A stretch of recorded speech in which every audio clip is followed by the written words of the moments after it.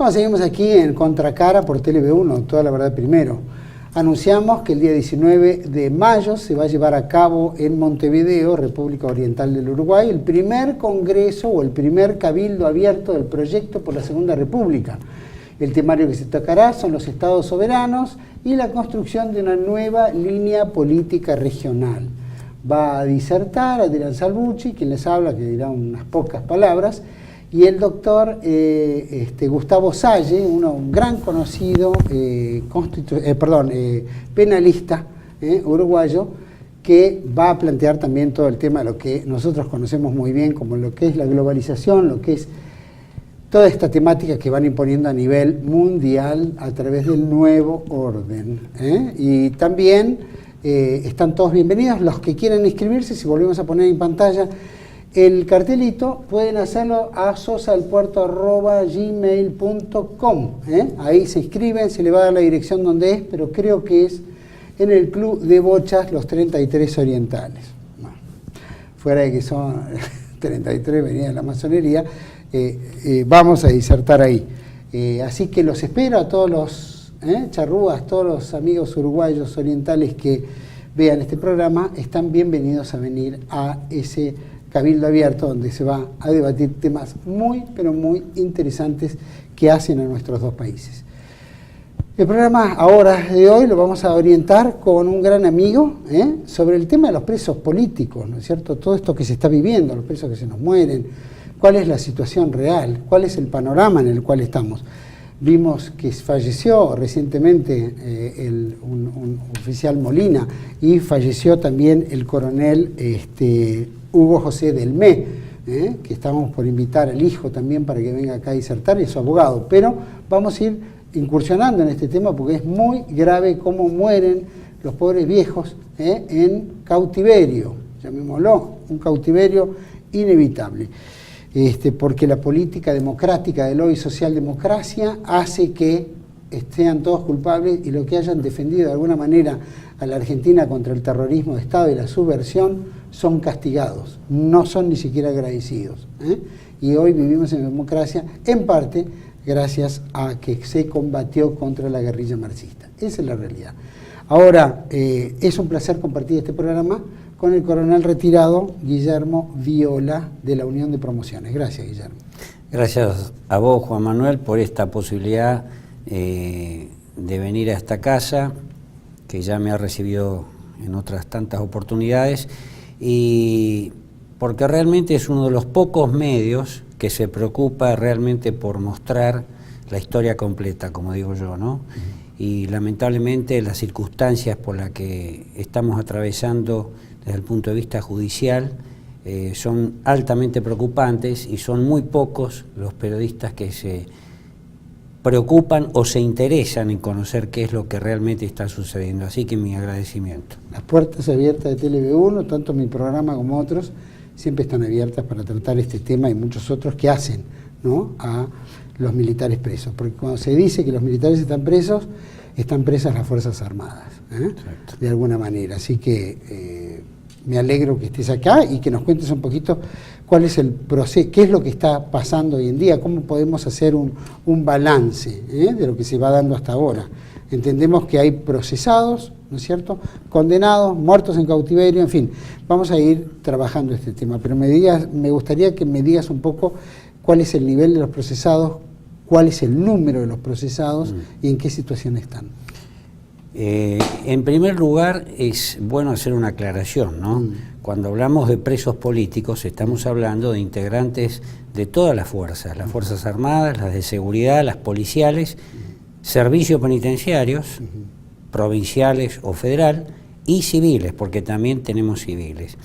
Al día de hoy tenemos un total de 2.209 hombres, cifra que va creciendo, hombres y mujeres, que han atravesado por distintas situaciones procesales.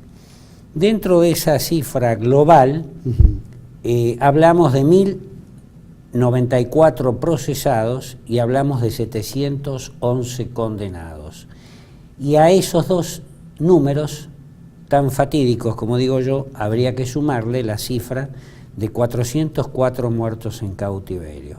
404 muertos en cautiverio representan exactamente el 18,29%, para ser preciso, del total de hombres y mujeres que han atravesado hasta el día de hoy por distintas situaciones procesales. ¿Por qué digo eso?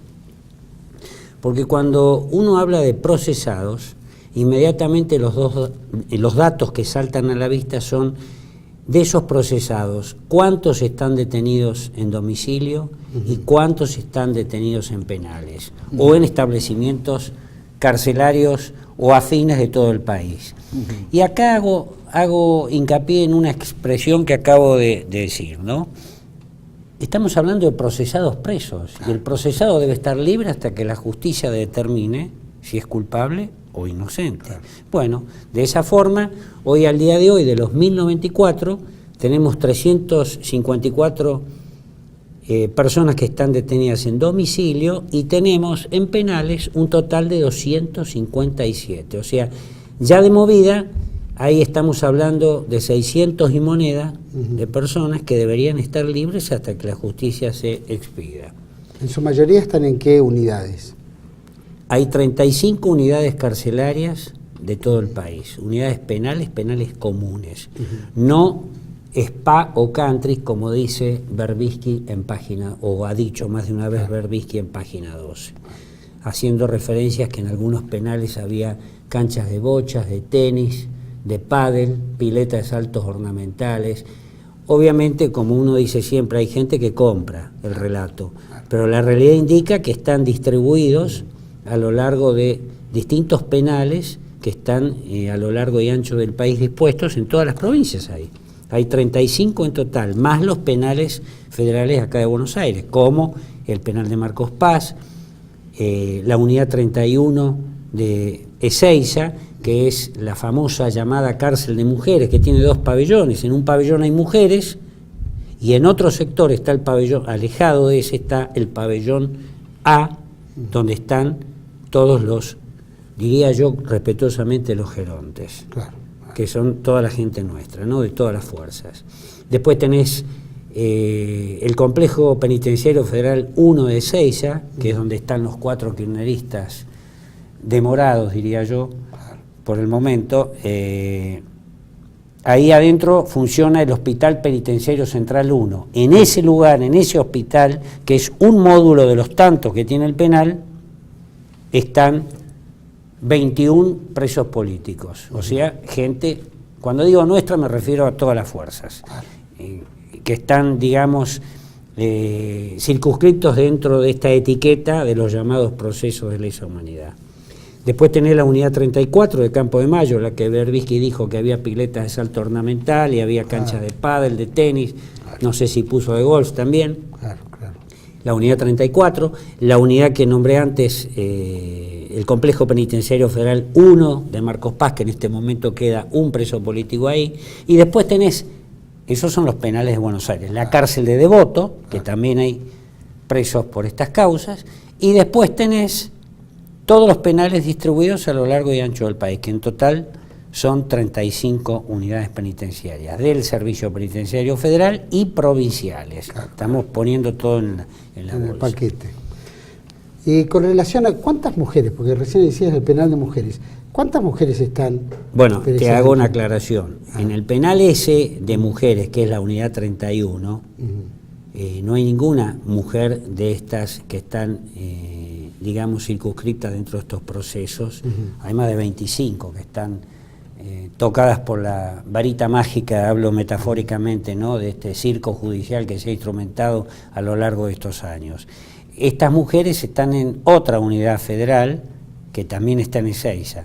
Pongo el ejemplo, el caso de un suboficial mayor que está condenado por un tema del tema de bebés, una chica que hoy tiene 40 y pico de años, que estuvo legalmente adoptada por él, como corresponde, no apropiada, como dijo la justicia acá, y paradójicamente el padre está en la unidad 31 y a 300 metros está la madre presa por la misma causa. Entonces la chica tenía, en este momento la madre está en domiciliaria porque tiene gravísimos problemas de salud. Estamos hablando de personas de más de 70 años. Claro. La hija, de 40 y pico de años, llegó a visitar a sus padres con diferencia de horas, entraba a un penal, salía y entraba al otro y visitaba a su mamá. A uno le habían impuesto 18 y a la otra 12 años de prisión. Ese es uno de los tantos ejemplos, no sé qué epíteto poner, o calificativo, fatídicos, dramáticos, de las barbaridades que está padeciendo nuestra gente. También tenemos, como dije antes, el tema de los condenados. Hablamos de 711 condenados, de los cuales hay 308 en domicilio y 213 en penales comunes. Entonces vos me dirías, bueno, pero estaban condenados. Sí, de acuerdo, pero ahí tendríamos que empezar a hablar de otro ítem, que es el tema de las prisiones preventivas que tuvieron antes, tendríamos que hablar de las edades, que es otro ítem que hay que desarrollar. En una palabra, es un cuadro bastante dramático. Y para resumirlo de alguna forma, está todo escrito, está todo denunciado, no solamente ante los distintos estrados judiciales del país, sino ante los organismos internacionales. Léase Comisión Interamericana de Derechos Humanos y Corte Interamericana de Derechos Humanos, que la gente a veces confunde, cree una cosa, cree otra, está todo, absolutamente todo presentado. Pero la situación es la que estoy describiendo ahora, ¿no? Vos comentabas en esto hay 396 domiciliados, ¿no? Sí. ¿Eso es por la edad? ¿Están domiciliados por alguna Bueno, razón? hay casos, sí, tenemos que tocar el tema de la edad también. El preso más joven tiene 54 años y el más anciano tiene 96. El de 96 está en domiciliaria. Lamentablemente, en muchos casos, como cada tribunal hace lo que quiere, porque si nos ajustamos a derecho no debería existir esto, está todo viciado de nulidad absoluta.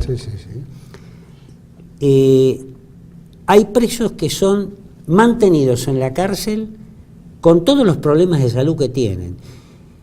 Recordemos que el tema de la edad es un tema álgido para el servicio penitenciario, la edad de los presos, porque el servicio penitenciario a duras penas tiene instalaciones sanitarias básicas para mantener entre comillas, cierta higiene, cierta... Claro, de una población de un promedio de edad máximo de 30 años.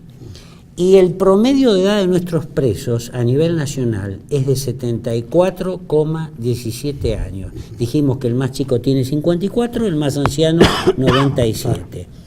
Del promedio de edad general de 74 años, el servicio penitenciario en reiteradas oportunidades ha elevado presentaciones judiciales, documentos y demás cuestiones hacia su respectiva superioridad, diciendo no estamos en condiciones de tener una población geronte, porque a ellos tampoco les interesa que los presos se les mueran. Bueno, hay casos de tribunales que han esperado hasta el último momento para sacar un preso de la cárcel y mandarlo a domiciliaria, donde puede tener algunos cuidados paliativos mayores que los que pueda tener en un penal. Porque vos no te olvides que acá hay otro problema grave. Están las enfermedades propias de la edad y las enfermedades adquiridas en un penal. Entonces, cuando vos tenés un anciano en la cárcel, una gripe se puede transformar en una neumonía, por decirlo de alguna forma. No soy médico, pero es una cuestión de sentido común, que a veces es el menos común de los sentidos, ¿no? El sentido menos común de todos. Pero lo concreto es que hay tribunales que no, los mantienen ahí y a último momento, para que no se les muera el preso adentro, los mandan a domicilio. Montones de casos tenemos. Hay otros que no se les mueve el amperímetro y los presos siguen ahí. Y tenés el caso que acabas de nombrar vos, el del Coronel Delmé. El Coronel Delmé tenía 80 años de edad y hacía largos meses que venía batallando, entre comillas, a través de su abogado, para que el tribunal se dignara evacuarlo al Hospital Militar Central, donde es lógico que sean atendidos, en el caso de los militares de las Fuerzas Armadas en sus respectivos nosocomios, que a lo largo de toda su vida tienen sus médicos, sus historias clínicas y demás. Caso de la policía, el Hospital Churruca, etcétera, etcétera. Sí, claro. Nada, no había respuestas. Venía dando la novedad en el penal, hasta el detalle del dolor del brazo izquierdo. Y lo encuentra un camarada preso político sentado, ya habiendo fallecido hacía un largo rato, en una silla dentro de su celda. Entonces, ¿cómo describís esto? ¿Cómo definís esto? ¿A quién tiene que ir uno a denunciarle esto? Por supuesto está todo denunciado. A veces parece que uno habla con la pared, Claro, con la pared, pero es la realidad que está sucediendo en todos los penales del país. Hay gente que tiene una situación de salud terminal y sigue presa, porque los tribunales no hacen caso o hacen caso omiso a las solicitudes que vía judicial gestionan sus respectivos abogados. Hay otros jueces que sí, digamos las cosas como son, hay otros jueces que acceden a que el preso sea atendido en el nosocomio. No puedo poner todo en la bolsa, claro. Pero la mayoría de los casos demuestra esto. Aparte, uno recorre un penal y ve la situación y ya... Es terrible. Decime, de los 404 muertos, Sí, señor. ¿cuántos fallecieron en prisión? ¿O en la celda? ¿O en...?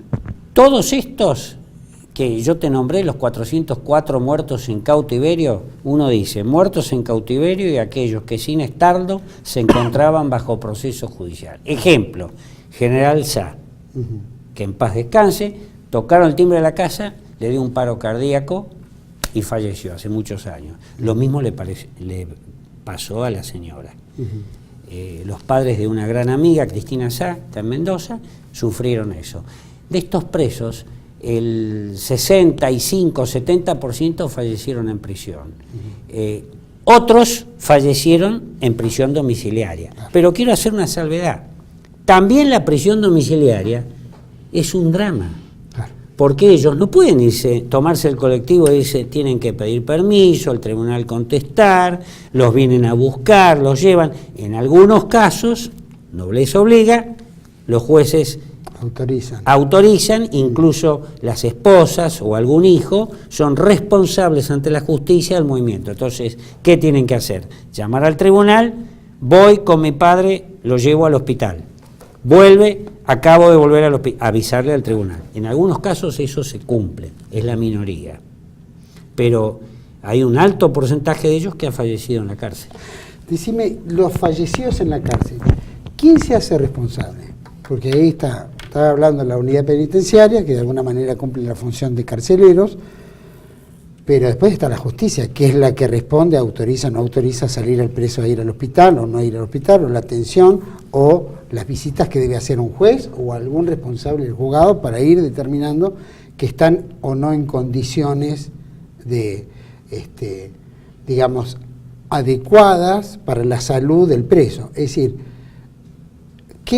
¿cómo se ve eso? ¿Quién es el responsable? Es decir, cuando se habla de los abogados y se plantea el tema, el tipo murió, el caso del ME, por ejemplo, ¿quién se hace responsable? Bueno, hay que recusar al juez, hay que recusar a la corte, hay que recusar a la cámara, hay que ir contra el penal, es decir... Cada caso tiene sus aristas, pero voy a empezar por el principio. Sí. Los grandes responsables de todo este desaguisado son los jueces prevaricadores, la justicia prevaricadora. Son los responsables número uno de todo este desaguisado. Después hay inconvenientes en algunos penales. En algunos penales la cosa tarda, cuando se le da la novedad, la cosa tarda, no es tan ágil, no responden rápidamente, dan vueltas, que no tengo vehículo, que no tenemos esto, que no tenemos el otro. Y el otro gran problema, como dije antes, a veces los tribunales no contestan, no llevan el apunte, lisa y llanamente. Se pide a través siempre de los abogados se mueven en el tema. Estamos hablando de los defensores particulares. Los defensores oficiales, hay de todo, como en botica. Hay algunos que responden para la corona, para usar un título parecido a un libro que ya conocemos, y hay otros que cumplen adecuada y acertadamente su función.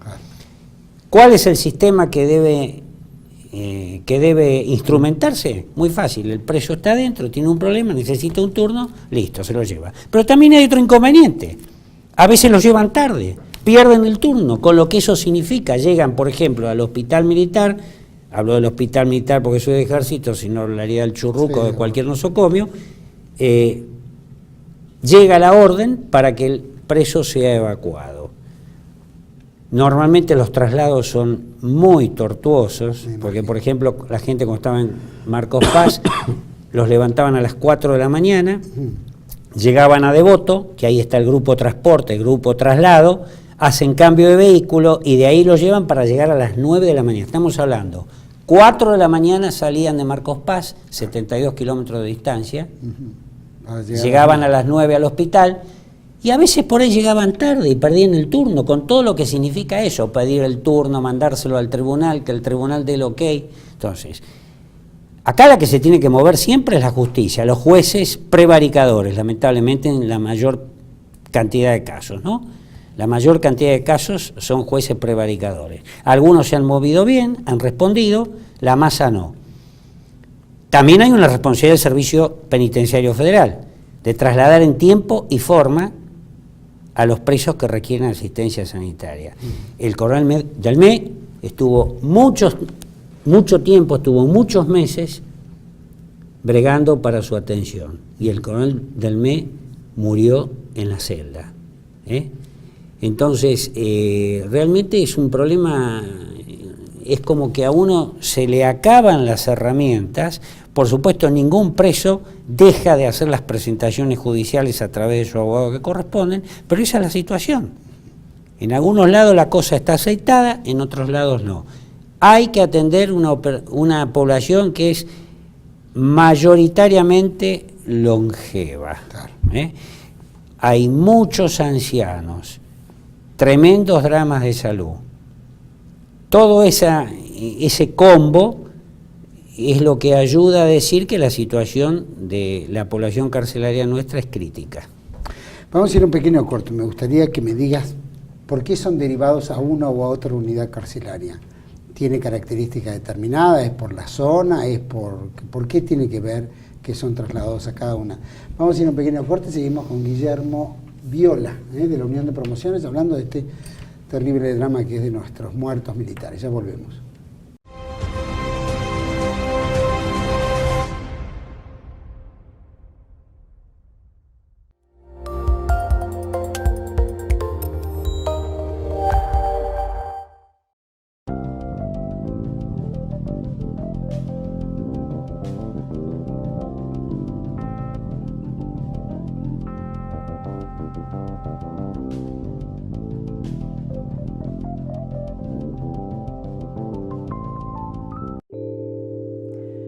Soy hija del coronel Ibarzábal, secuestrado por el ERP durante un sangriento ataque a su unidad militar en el año 1974. Lo secuestró, lo torturó y lo asesinó. Lo tuvieron 300 días en una cárcel del pueblo y en el momento de su asesinato pesaba 35 kilos. Si sos víctima del terrorismo en la Argentina o conoces a alguien, acércate a Fabita. Te vamos a ayudar.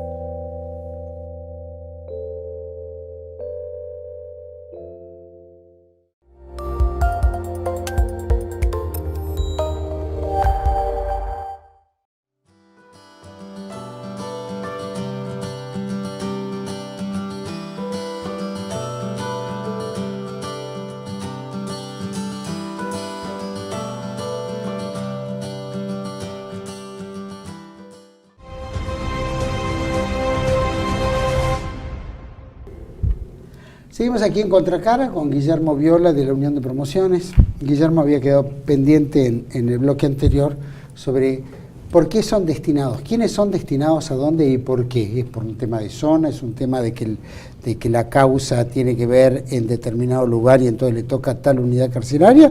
¿O es al tuntún?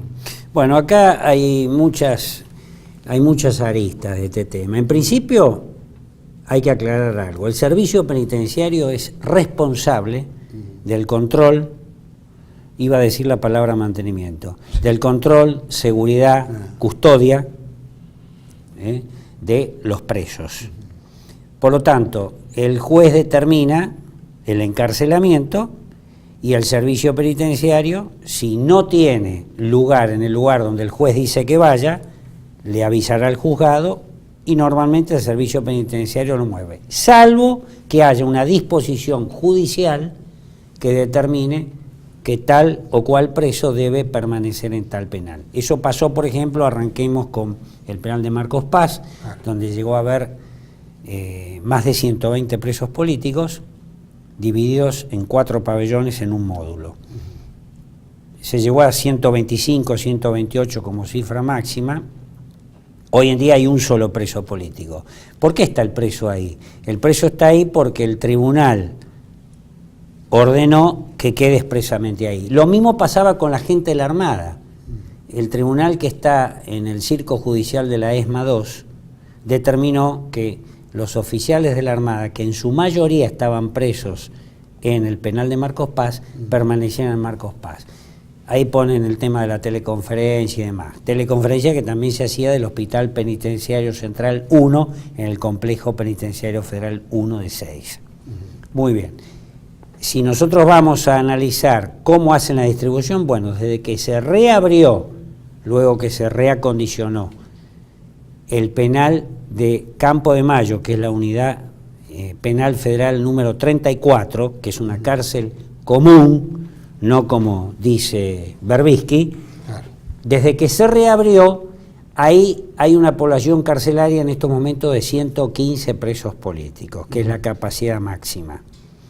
Comenzaron yendo toda gente de ejército, hay gente de otras fuerzas, hay distintos policías de distintas policías del país, hay gendarme, o sea, es una cárcel que alberga 115 presos políticos. ¿Cómo determina el servicio penitenciario? Muchas veces el servicio penitenciario normalmente va acomodando de acuerdo a cómo va manejando su población. El servicio penitenciario, por ejemplo, no quería tener presos políticos en Marcos Paz, porque aparte le falta lugar para los delincuentes comunes, y encima tienen este problema, este agregado, esta problemática. Bueno, entonces los centralizaron en este momento en lo que a los presos de Capital Federal, Buenos Aires y alrededores se refiere, en los penales de Ezeiza, Campo de Mayo, el Hospital Penitenciario Central 1 y Devoto, que son los 4 penales que te nombré antes. En la unidad 31 de Ezeiza, en el pabellón A, que es la cárcel esta de mujeres, Virgen Nuestra Señora del Rosario San Nicolás, unidad penitenciario federal 31, así se llama. En estos momentos hay 100 presos políticos, porque están siendo detenidos nuevos integrantes de las fuerzas que los están mandando ahí. Ya se completó Campo de Mayo, están ahí. Pero el criterio a veces, el criterio de distribución que tiene el servicio penitenciario de acuerdo a sus capacidades, a veces choca o digamos deja de tener prioridad ante la resolución de un magistrado que dice a este preso lo quiero en tal lugar. Ahora, ¿hay una diferencia entre estar en Marcos Paz y estar en Campo de Mayo? Es decir, Campo de Mayo se supone como un lugar donde un militar se puede llegar a sentir más a gusto, que probablemente Berbisky le saca el jugo diciendo que hay campo de deportes, etcétera. La cárcel, la unidad 34 de Campo de Mayo es un penal como todos los demás. Están encerrados, te diría más, tienen menos movimiento físico, menos espacio para caminar en la unidad 34 que el que tenían en Marcos Paz. Eso es indudable. Aparte, la mayoría de los presos lo dicen. El beneficio que tiene la cárcel de Campo de Mayo es que está más cerca, más próxima a la familia. Entonces es un beneficio para los familiares, porque no te olvides que estamos hablando, si hablamos del penal de Marcos Paz, de 150 kilómetros entre ida y vuelta, con todo lo que eso significa, porque son más de 8 horas entre ida, la estadía son 2 horas y media y vuelta. Entonces, El beneficio de Campo de Mayo en ese sentido es la proximidad familiar, pero no la tienen fácil ahí adentro tampoco, te lo puedo asegurar. La unidad 31 es la misma historia, es una cárcel de mediana seguridad, Marcos Paz es de máxima, Marcos Paz es de mediana seguridad, de acuerdo a lo que marca la misma página web del Servicio Penitenciario. El complejo 1 de Seiza es de máxima, y la unidad 31, que es la cárcel de mujeres, es de mediana seguridad, como Campo de Mayo. Pero de todas maneras, son cárceles con todos los, yo te iba a decir los chiches, queda grosero decirlo de esa forma, con todas las características de un penal.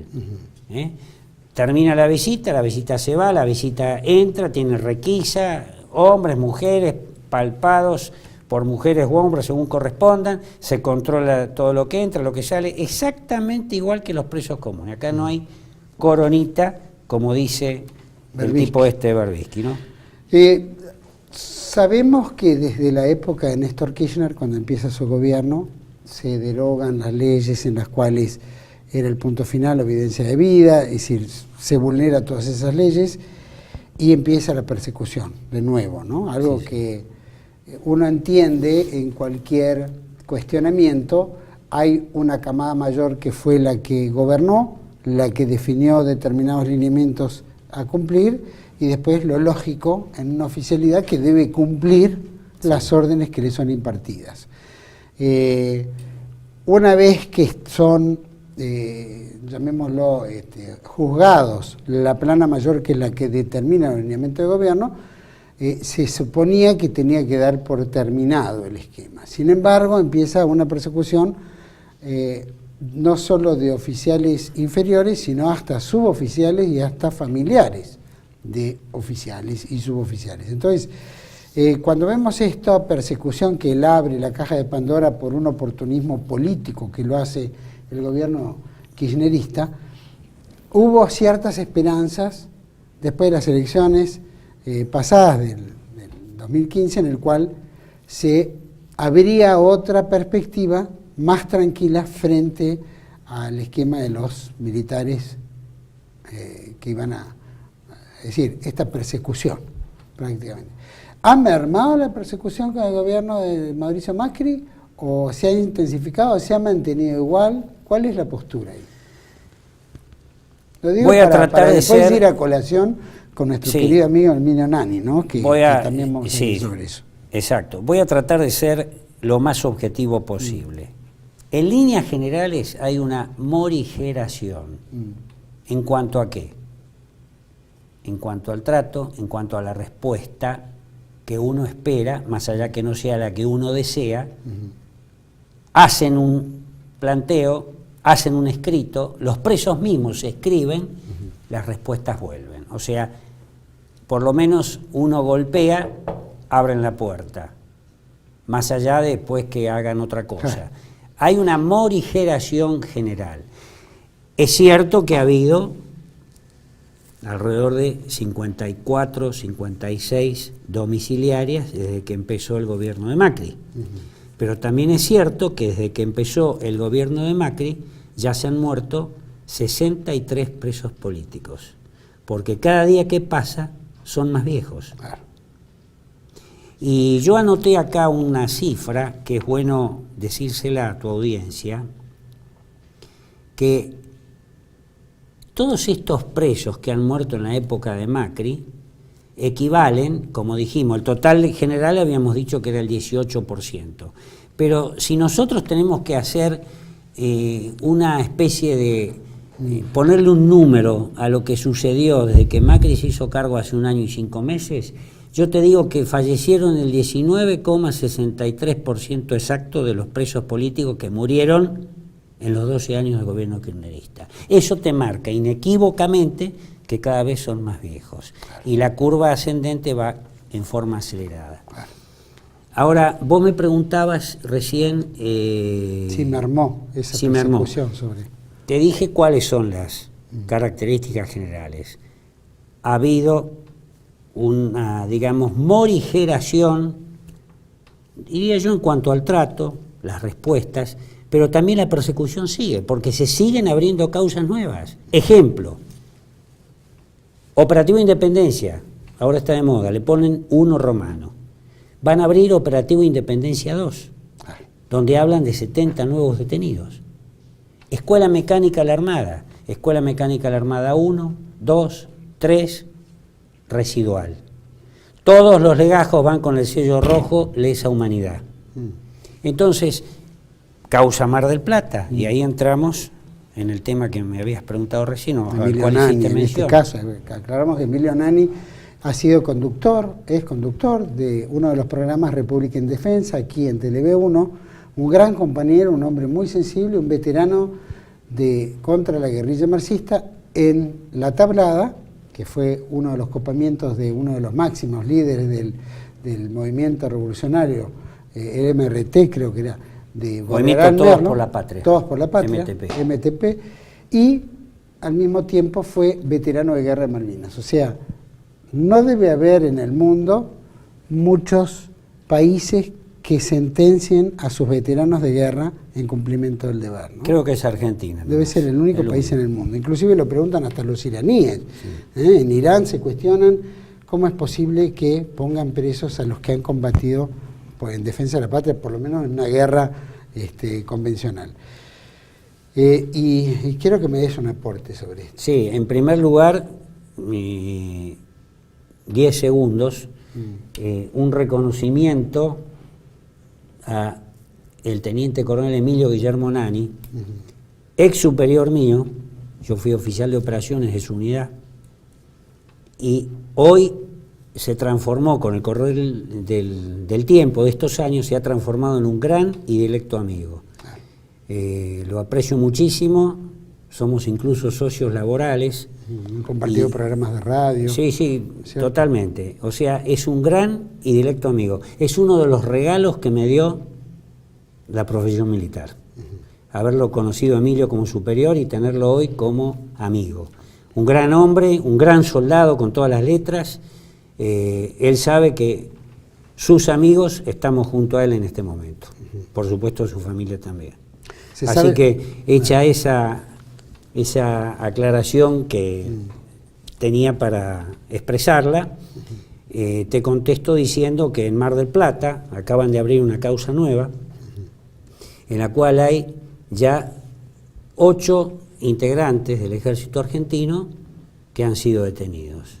4 de ellos ingresaron presos en la unidad 34 de Campo de Mayo, 2 de ellos ingresaron en la unidad 31, Emilio Nani y un teniente coronel que se presentaron voluntariamente están en estos momentos detenidos en la delegación de la Policía Federal en la ciudad de Mar del Plata, que está a 2 cuadras y media de la terminal, de la vieja terminal de micros de Mar del Plata, esperando para ser trasladados a la unidad 31 de Ezeiza. Y hay otros 3 camaradas, 2 que declaraban anoche y 1 que estaban apresándolo, que también por una causa de allá de Mar del Plata, que han armado una causa gigantesca, porque allá hay una agrupación de artillería con 4 elementos de artillería. Entonces todo sirve para seguir agregando, ¿no? Ahí, con este ejemplo, te doy una respuesta a lo que vos planteabas.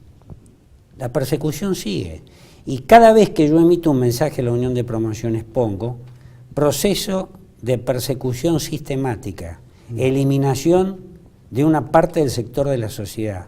Es un plan sistemático de persecución teñida de venganza ideologizada. Esto de justicia no tiene nada, y esto lo sabe toda la justicia. Los jueces prevaricadores que van a la cabeza con su responsabilidad máxima, que en su mayoría lo son, y los que más o menos han entendido la cosa, que son contados con los dedos de una mano. Creo que me sobran los dedos de una mano. Pero lamentablemente este plan sistemático de persecución sigue, continúa. Hubo varios planes sistemáticos, el de persecución y saqueo del Estado que tuvieron los integrantes del gobierno kirchnerista, y el plan sistemático no el que ellos utilizaron como caballito de batalla para perseguir y destruir algunas de las instituciones fundacionales de la República, como las Fuerzas Armadas, ¿no? Con este tema. Así que es un tema muy grave. Lamentablemente, ya te dije, en líneas generales hay una morigeración, pero siguen habiendo presos. En estas últimas 72 horas, 8 presos nuevos en el penal. Y sin embargo, la Corte Suprema sanciona el 2x1 para los presos, todos los presos, con lo que le corresponde también en lesa humanidad, no tiene ninguna otra diferencia entre uno, nada impide que exista el 2x1. ¿Te sorprendió el 2x1? Es una brisa de aire fresco. Tenemos que apoyar abiertamente que por lo menos se recupere algo de esta justicia manipulada, perversa, tergiversada, sucia que padecemos en este país. Es una brisa de aire fresco, no cabe duda, pero también hay que decir la otra. Claro. Luego del ruido que hizo este fallo de la Corte, los integrantes del gobierno salieron en cadena, incluso hasta decir que van a poner un proyecto para limitar el 2x1, limitarlo a los años en que estaba vigente, que era de 1994 al 2001. O sea, el gobierno sigue con esto, sigue con esto. Por un lado dicen, hay que respetar la independencia del Poder Judicial. Fíjate vos que la ex, como dicen en la columna El hijo de Tato Bores, ¿no? La ex, ella, dijo, en mi gobierno no hubiese pasado eso. Claro, si manipulaba la justicia. Claro. Bueno, acá el gobierno de Mauricio Macri permanentemente está diciendo la independencia del Poder Judicial. Perfecto, saca el fallo de la Corte, muy bien, una brisa de aire fresco. Hay que apoyar el fallo del 2x1 y hay que aplicarlo a toda la gente.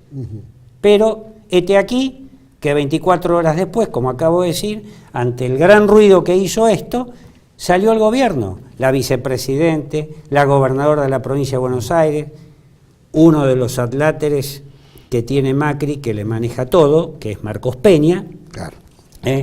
Salen todos en cadena a despotricar contra el fallo. Entonces, ¿cómo? ¿No era que estábamos hablando de la independencia del poder? Realmente es preocupante, es preocupante. Bueno, es un gobierno fofo en todo aspecto y en todo sentido, y efectivamente no van a alterar la presión que tienen de todos los grupos sociales a los cuales ellos no les interesa el tema, no les interesa el tema, está visto, ni siquiera lo tienen en agenda, no les interesa el tema. Y resulta que acá estamos condenando a muerte a gente que peleó contra el terrorismo subversivo, si no hoy seríamos no Venezuela, Cuba. Muy probable, hoy estaríamos se han olvidado en varias repúblicas, ¿no? Y no nos olvidemos de la gran masa de la población que tiene desmemoria, característica principal de los argentinos.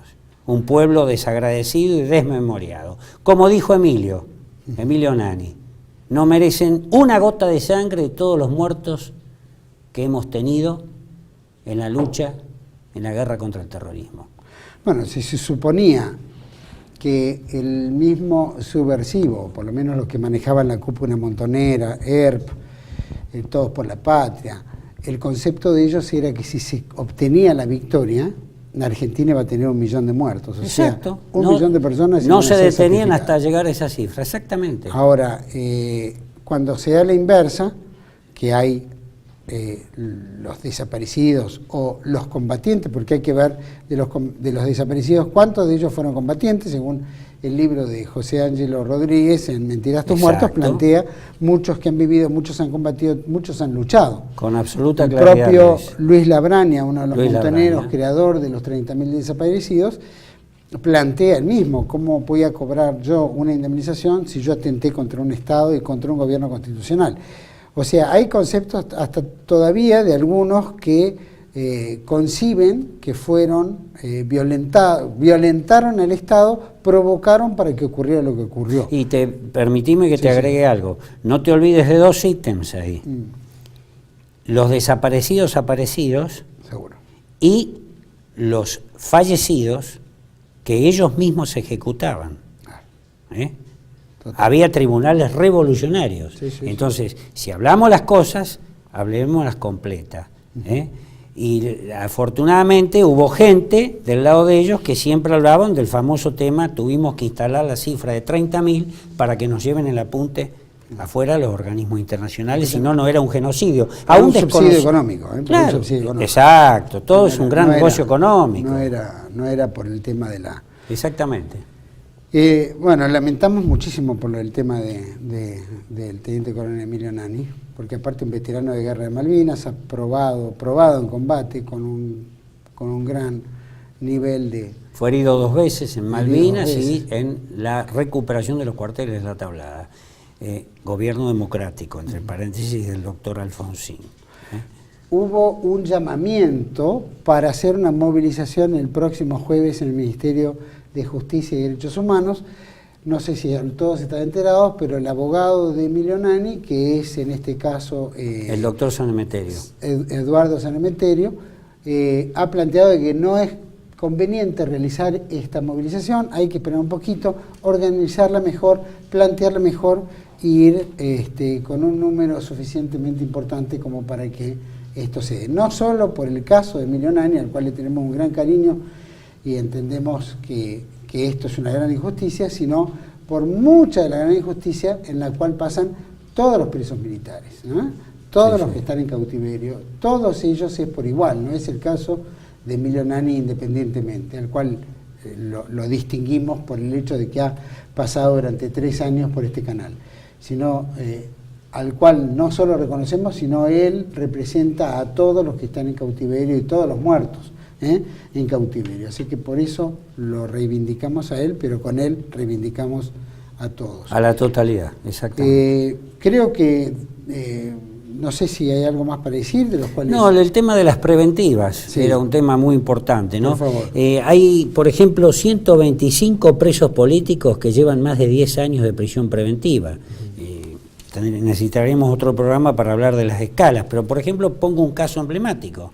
El capitán de fragata retirado Rolón, de la Armada Argentina. Tuvo 10 años en prisión preventiva, al término de los cuales... la justicia lo dejó libre de culpa y cargo. Como se iba a su domicilio, le abren la causa a ESMA 2. Ya lleva 5 años y 8 meses más en prisión preventiva. En este momento, con temas de salud de su esposa y de él, está en prisión domiciliaria. Pero qué rescato tristemente. 15 años y 8 meses de prisión preventiva. Entonces... gente hasta 3 años de prisión preventiva, que vos me podrías decir, eso está dentro de la ley, tenemos 90 presos. Pero entre 3 y 6 tenemos, por ejemplo, acá tengo los números, 361 presos, entre 6 y 10 años de preventiva, 198, y lo que dije recién, entre más de 10 años, 125 presos políticos. Es una situación gravísima, viciado todo de nulidad absoluta. Y cada vez que vos das la posibilidad de volver a actualizar estas cifras, las cifras son cada vez peores.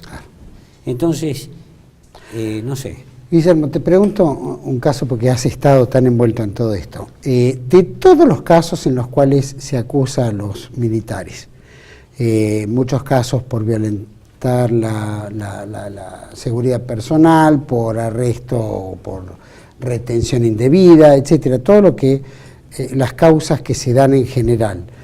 Todos los que acusan, ¿no? Porque tienen nombre y apellido, los que, por las razones en las cuales o se los condena o entra en el proceso de, ¿cómo es que se llama? Procesados. ¿Cuántos de ellos combatieron? ¿Vos me hablas del lado nuestro? Del lado de ellos. Otro lado. Del lado de los montoneros subversivos. ¿Cuántos de ellos fueron combatidos como para decir... Es decir, ¿es justificable si es en un hecho de combate? ¿Por qué se sanciona a un oficial que representa la institución militar de un Estado, nación soberana, frente a un grupo subversivo que viene con indicaciones extranjeras?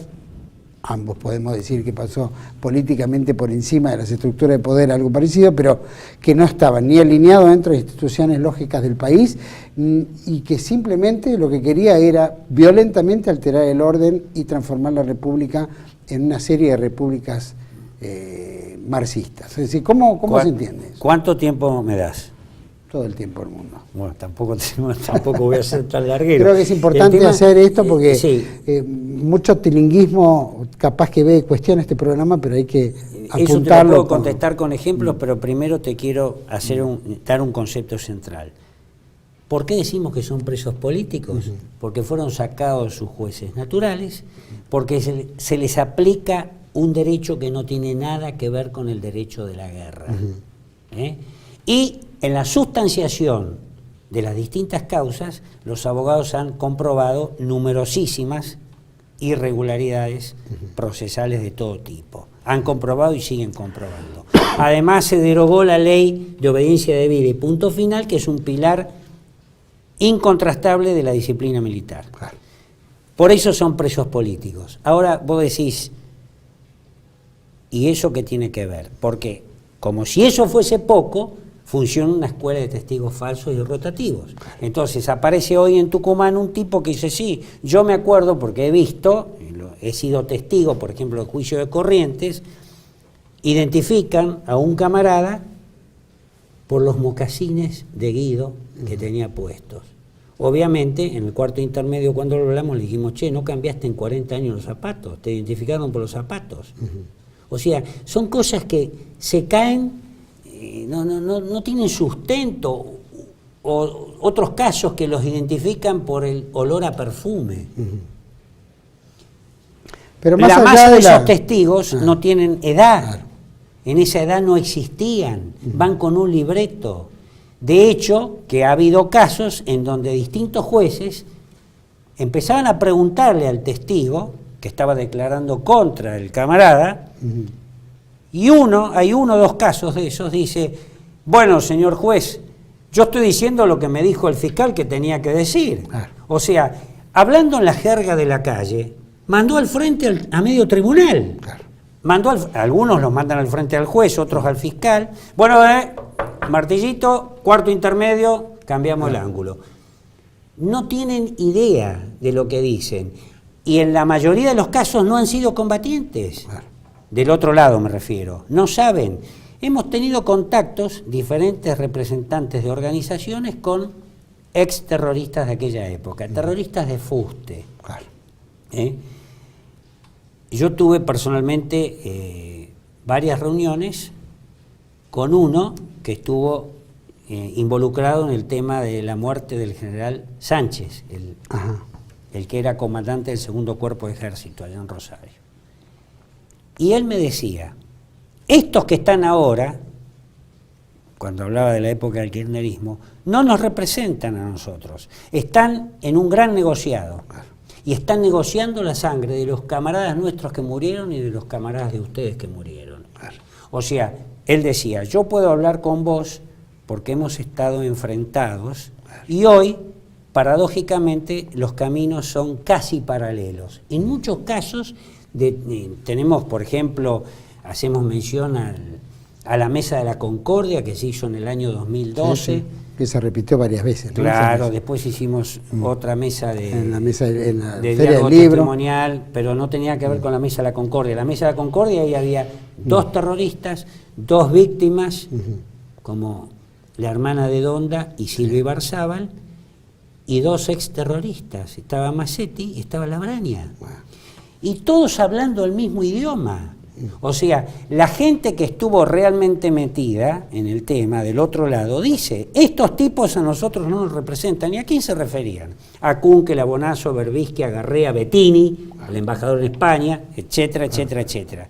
Entonces, todo esto es un gran negocio y los que realmente estuvieron en la cosa no están en los juicios declarando. O si no, tenés uno como Anguita que sale hablando por televisión como si tal cosa, con total desparpajo, que motivó una expresión muy certera de la señora Silvia Ibarzábal cuando le dije, hubiese preferido o esperado que como mínimo me pidas disculpas. Lo dijo el otro día en un programa de televisión, en Intratables. Creo. Entonces, en los testigos vos no tenés excombatientes, tenés muchos testigos falsos, hay una escuela de testigos falsos, paga. Entonces aparece un testigo a declarar contra vos en Salta y dentro de una semana aparece a declarar contra mí en Río Turbio. Y de eso, pero está todo denunciado, por supuesto, no solamente acá, sino en el exterior. Supongo que habrá una lista de llevar para cuando el péndulo pegue el vuelco para el otro lado, y tanto tantos temprano, jueces como... Claro, Y por lo menos de los denunciantes, ¿se ha podido destacar alguno que haya combatido? ¿O son todos que aparecen ahí, que son todos falsos? No, en su ¿No ha mayor habido parte, ninguno no, real? en su mayor parte son testigos impostados, viste, armados. Ya te digo, cuando un juez se atrevió a rascar un poquito, salen diciendo esas cosas. Cuando los tipos se sienten acorralados, bueno, a mí me dijo el señor, y lo señala al fiscal o lo señala a uno de los integrantes del tribunal. Pues esto es un circo. Está todo denunciado. En el exterior no se puede creer lo que pasa acá. El exterior no es solamente Cuba, Nicaragua, Venezuela y Bolivia. Entonces, hay países serios, con los cuales me parece muy bien que nos encolumnemos, que saben lo que está pasando acá, porque las denuncias van permanentemente, esto se difunde permanentemente a todos lados. No es solamente la denuncia ante el tribunal del juez Rosaski, que se fue, o de Kreplak, que es el que lo reemplazó. Casos como esos, por ejemplo, casos que conceden prisión domiciliaria. Pongo el caso del comisario general Echecolás. Tiene 12 procesos penales. En 9 de ellos, que estaba Rosaski en el tribunal, presidiendo el Tribunal 1 de La Plata, le concede la domiciliaria. Los otros 3, para completar 12, son 2 del Tribunal Oral Federal 3 de La Plata y 1 del juzgado del juez, del juzgado 6. Se me fue el nombre del juez. Bueno, cualquiera.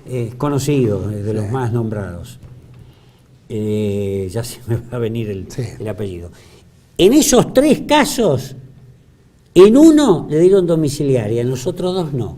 Hasta que los 12 no le den domiciliaria, el comisario general Echecolás, de 87 años, casi 88 ya, sigue preso en la cárcel común. Pero sí, por supuesto, los diarios dicen, le dieron domiciliaria al comisario Echecolás. Está preso en la cárcel. Y es todo así. Y los testigos, ni que hablar. Testigos, ni que hablar. Bueno, quiere decir que si hemos tenido en el bloque anterior una entrevista con la escritora del Señor de la Corte, Ricardo Lorenzetti, a Natalia Aguiar, y planteó que era una total corrupción la Corte Suprema de Justicia, quiere decir que durante este lapso de gobierno y hasta que no altere la Corte Suprema de Justicia, veo muy difícil el cambio de esta situación. Y no solamente la Corte Suprema de Justicia, la doctora Gil Garbó y toda justicia legítima siguen los mismos jueces, Juan. No ha habido modificaciones, seguimos con los mismos jueces y Gil Garbó sigue cumpliendo su mandato. ¿Las autoridades militares tienen injerencia en algo? Digamos, el comandante en jefe del Ejército, de la Marina, de la Fuerza Aérea. ¿Hay algo que digan, los jefes de Estado Mayor actuales han mostrado en sendas reuniones interés y preocupación por la situación de los presos políticos? La oficialidad joven no desconoce lo que pasó acá. Hubo 12 años de relato que por supuesto pudo influir en los cadetes del colegio militar. No del todo, pero las cosas se empiezan a conocer. Hay que conocer la verdadera historia. Por supuesto que los jefes de Estado Mayores de las fuerzas o las cúpulas de las demás fuerzas no pueden ir y golpear la puerta de la justicia y hacer nada porque no es la función específica y no estamos en épocas democráticas, obviamente, ya eso está perimido, otro tipo de actuaciones. Pero algunas fuerzas han manifestado su preocupación en conversaciones por la situación de la gente. Por supuesto, la llave maestra la tiene, como siempre, el Poder Ejecutivo Nacional. ¿Y los retirados? Y los retirados cada día son más los que están ayudando. Estamos congregados en distintas organizaciones. La Unión de Promociones se hizo, como digo yo, sobre la base de detenidos, sobre la base de retirados del Ejército, pero se dedica al apoyo de todos los presos políticos de todas las fuerzas, incluidos civiles. Nunca se preocupó solamente del Ejército. Nunca fue Unión de Promociones del Ejército, fue Unión de Promociones. Nació en el 2005, como ya lo sabés de memoria, vamos a cumplir 12 años trabajando y tenemos camaradas que nos están ayudando. ¿En qué consiste la ayuda? Visita a los penales, ayuda en las presentaciones judiciales, contacto con abogados, reuniones, etcétera, etcétera, etcétera, actos y una serie de cuestiones afines. Pero una presión, pregunto, ¿no? Porque cuando uno entiende a empleados determinados de algún rubro, su sindicato sale y hace fuerza o pelea por el salario, o por el ajuste, o por la paritaria, o por lo que fuera, ¿no? Es decir, los echan, es decir, se genera una reacción. Los retirados no tienen potestad de reacción, digamos, los círculos como el círculo naval, o el círculo militar, o el círculo de la Fuerza Aérea, o el COFA, o tantos otros organismos que ya juegan un rol más político, llamémoslo, no tanto dentro de una estructura de ayuda. ¿Hay alguna fuerza que puedan tener? Entiendo tu pregunta. En principio, nosotros no somos sindicatos, ni mucho menos que se le parezca. Nosotros, te contesto con el ejemplo de la Unión de Promociones. Fue, digamos, es una agrupación, una unión de hecho de retirados que estamos trabajando. Nuestro objetivo es el apoyo total a todos los camaradas que están sufriendo de las distintas Fuerzas Armadas de Seguridad, policiales y civiles que sufren esta persecución y sus familias. Y el otro objetivo de la Unión de Promociones es la lucha por el reconocimiento de la verdad histórica completa, no la mitad del relato. Siempre decimos que la historia contada a medias termina siendo una vil y asquerosa mentira. Ahora, que se suman retirados de las distintas fuerzas en apoyo, pero no somos un sindicato tampoco. Bueno. Guillermo, muchísimas gracias por haber venido, haber aclarado tantos puntos y habernos puesto en un relevamiento de la información de cómo está la situación. Una actualización. Así que, como siempre, muchas gracias, bienvenido. Vamos a tenerte, si Dios quiere, la semana que viene con Silvia Ibarzábal, hablando de estos encuentros que estuvieron en Santa Fe, una de las tantas y en Entre Ríos. Con las ONG. Me gustaría que después lo contar, eso lo vamos a ver la semana que viene. Muchísimas gracias, muchísimas gracias por haber estado aquí. Muchas gracias a vos por la invitación. A todos ustedes, muchas gracias de vuelta. Y por supuesto va nuestro mayor apoyo a Emilio Nani, teniente coronel, veterano de guerra en Malvinas y un veterano de guerra antisubversiva, contra la subversión. Y por supuesto nuestro mayor apoyo en él, vamos a ver en qué podemos apoyar, por supuesto cualquier movilización, cualquier espíritu de presencia y acompañamiento para hacer menos penosa su situación, lo haremos, pero lo mismo con todos los camaradas o todos los que están presos militares, injustamente muchos, procesados, y los que están en una edad que lamentablemente deberían estar en su casa y amparados con un servicio de salud acorde a su edad. Debe existir también la concordia y debe existir también la caridad, se llama caridad cristiana. No se puede dejar a la intemperie hombres grandes que están con su salud precaria. Y aparte porque se ha hecho toda esta farsa también judicial en la cual se sentencia a hombres que han cumplido con su deber, bien, mal, como sea, pero han cumplido con su deber de acuerdo a lo que son las normas de las Fuerzas Armadas en un Estado soberano o en un Estado relativamente soberano como el nuestro. Así que en ese aspecto creo que llegará el momento de la justicia, de acuerdo a los dos programas que hemos hecho en el día de hoy. No lo veo en este gobierno, no lo veo obviamente en el que fue promotor de todo este esquema de división de argentinos, generar rispidez entre unos y otros, traer a colación temas que ya estaban superados. Nosotros como cristianos decimos que la fe católica, la fe cristiana, la fe que uno tiene es como un bálsamo, ¿no?, que cura las cicatrices, ¿no?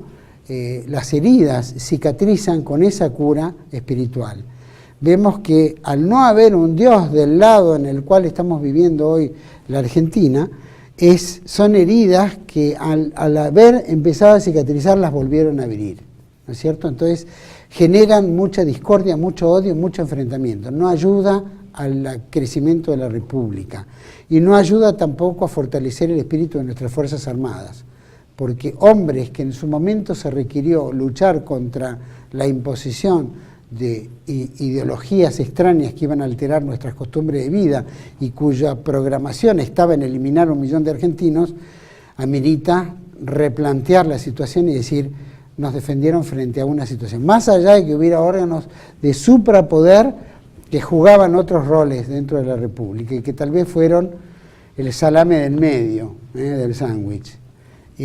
Pero lo que se combatió, lo que se defendió, y eso tuvo el valor agregado en que hoy vivamos esa democracia, entre comillas, relativa, esa democracia subordinada a los poderes internacionales, pero que al final de cuentas mantenía cierto status quo de convivencia en el hoy, y que hoy usted puede decidir en votar a uno u otro gobierno, aún puesto por títeres internacionales. Pero es lamentable lo que vive la Argentina, pero hombres que cumplieron con su deber no se los puede sentenciar. Y había que buscar en esas listas cuántos de esos son inventados de los acusadores y cuántos han combatido también contra los que están hoy siendo acusados, ¿no? Porque ellos también tienen gran parte de la culpa. Y la justicia argentina debe replantearse, pero lamentablemente está viciada de corrupción la nuestra hoy en día.